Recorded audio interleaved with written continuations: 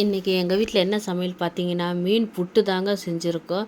மீன் வாங்கியிருந்தாங்க, சுறா மீனுங்க. அந்த மீனை வாங்கி மீன் புட்டு செய்யலான்னு சொல்லி ரெடி பண்ணி வச்சுருக்காங்க. எல்லாம் தண்ணியில் கழுவி தனியாக எடுத்து வச்சுருக்காங்க. முள் இல்லாத மீனுங்க. எந்த மீனில் செஞ்சாலும் நல்லா இருக்குங்க. ஆனால் முள் இல்லாத மீனில் செஞ்சால் நம்ம கொஞ்சம் முள் ஈஸியாக எடுத்துக்கலாங்க. பாருங்கள், இட்லி பாத்திரம் எடுத்தாச்சுங்க. இட்லி பாத்திரம் எடுத்து அதில் எண்ணெய் தடவியாச்சுங்க. எண்ணெய் தடவிட்டு இதில் மீன் மேலே வச்சுக்கலாங்க. மேலே வச்சு ஒரு 5 நிமிஷம் மட்டும் வேக வச்சு எடுத்துக்கலாங்க. பாருங்கள், மீன் வச்சாச்சு. அடுத்து நாம் மூடி வச்சு ஒரு 5 நிமிஷம் வேக வச்சுக்கலாங்க. சீக்கிரமாக மீன் வெந்துருங்க. 5 நிமிஷம் வேக வச்சா போதுங்க. பாருங்கள், மீன் நல்லா வெந்து வந்துருச்சு பாருங்கள். நல்லாவே மீன் வெந்து வந்துருச்சு பாருங்கள். இதை எடுத்து தனியாக வச்சுக்கலாங்க. தனியாக வச்சு ஆற வச்சுக்கலாங்க. ஆற வச்சு மீன் தனியாக, முள் தனியாக, மீன் தனியாக எடுத்து வச்சுக்கலாங்க. அடுத்து பாருங்கள், அடுப்பில் சட்டி வச்சுக்கலாங்க. சட்டி வச்சு ஒரு 4 ஸ்பூன் எண்ணெய் ஊற்றி சின்ன வெங்காயம் தான் இங்கே சேர்த்திக்கிறேன்.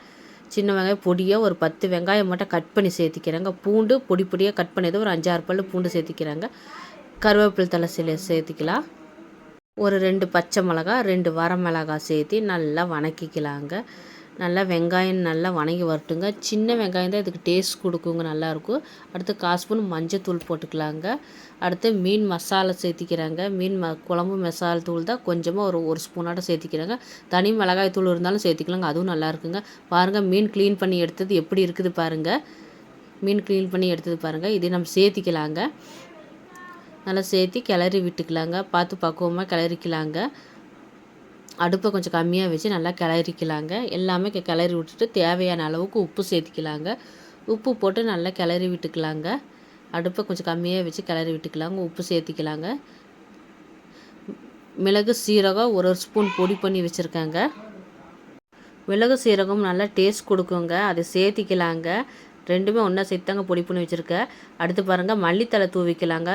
மல்லித்தலை தூவி இறக்கிக்கலாங்க. அடுப்பு ஆஃப் பண்ணிடலாங்க. நல்லா மீன் நல்லா சூடாகிடுச்சுங்க.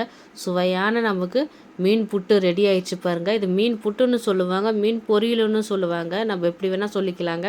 ஆனால் டேஸ்ட் சூப்பராக இருந்ததுங்க, ரொம்ப நல்லா இருந்ததுங்க. நீங்களும் வீட்டில் ட்ரை பண்ணி பாருங்கள். மீன் சாப்பிட மாட்டேன்னு சொல்கிறவங்களுக்கு இந்த மாதிரி செஞ்சு கொடுத்தீங்கன்னா சட்டுன்னு காலியாயிருங்க. மீனவே சாப்பிட்ருவாங்கங்க, அவ்வளோ டேஸ்ட்டாக இருக்குங்க. எங்கள் வீட்டில் படப்படன்னு காலி ஆயிடுச்சுங்க. செஞ்சதுமே ஒரு 10லேருந்து ஒரு 15 நிமிஷத்துக்குள்ளே டக்குன்னு காலி ஆயிடுச்சுங்க. எல்லாருமே சாப்பிட்டாங்க, விரும்பி சாப்பிட்டாங்க. ரொம்ப நல்லா இருந்தது. நீங்களும் உங்கள் வீட்டில் ட்ரை பண்ணி பாருங்கள். எப்படி இருந்ததுன்னு சொல்லுங்கள்.